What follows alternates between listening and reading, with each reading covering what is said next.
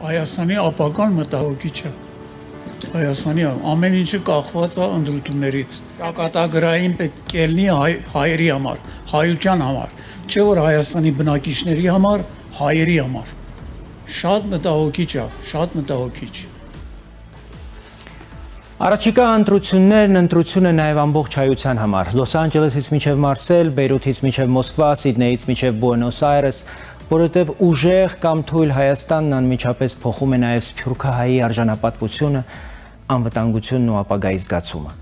Տասնամյակներով ձևավորվել է վտանգավոր մի մտածողություն, թե սփյուռքը պարզապես փողի աղբյուր է, այսպես ասած կթուկով։ Սա ոչ միայն սխալ, այլև կործանարար մոտեցում է։ Աշխարհի հաջողված պետություններն իրենք են ստեղծում արժեք իրենց սփյուռքի համար։ Իսրայելը, Իռլանդիան, փոքր երկրներ են, որոնք հասկացել են մի պարզ ճշմարտություն։ Սփյուռքը պահվում է ոչ թե դրամահավաքներով, այլ ուժեղ, արժանապատիվ եւ մրցունակ հայրենիքով։ Հայաստանը պետք է սփյուռքին ասի. դու օգնության աղբյուր չես, դու մեր ազգային կապիտալն ես, մեր համաշխարհային ցանցն ես, մեր գիտական, մշակութային, տնտեսական եւ քաղաքական ուժն ես։ Բայց դրա համար Հայաստանը պետք է փոխվի։ Հայաստանը պետք է դառնա պետություն, որը ոչ միայն վերցնում է, այլև տալիս է անվտանգություն, ինքնություն, կրթություն, ներդրումային վստահություն, արդար դատական համակարգ, ուժեղ անձնագիր, մրցունակ տնտեսություն եւ արժանապատիվ պետություն։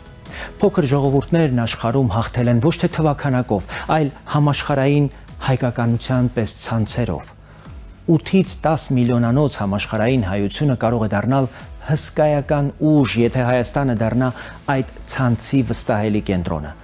Այս ընտրությունը հենց դրա մասին է։ Սփյուռքահայը պետք է հայրենիքի հետ կապը պահի ոչ թե խղճահարությունից կամ պարտքի զգացումից, այլ հպարտությունից, ուժից, վստահությունից եւ ապագայի հանդեպ հավատից։ Հայաստանը պետք է դառնա այնպիսի պետություն, որի անունը լսելիս սփյուռքահայը ոչ թե ցավը զգա, այլ արժանապատվություն։ Հունիսի 7-ին քվեարկիր համար 18-ին, հանուն այն Հայաստանի, որը դառնալու է համաշխարհային հայության ուժեղ արժանապատիվ եւ համախմբող կենտրոնը։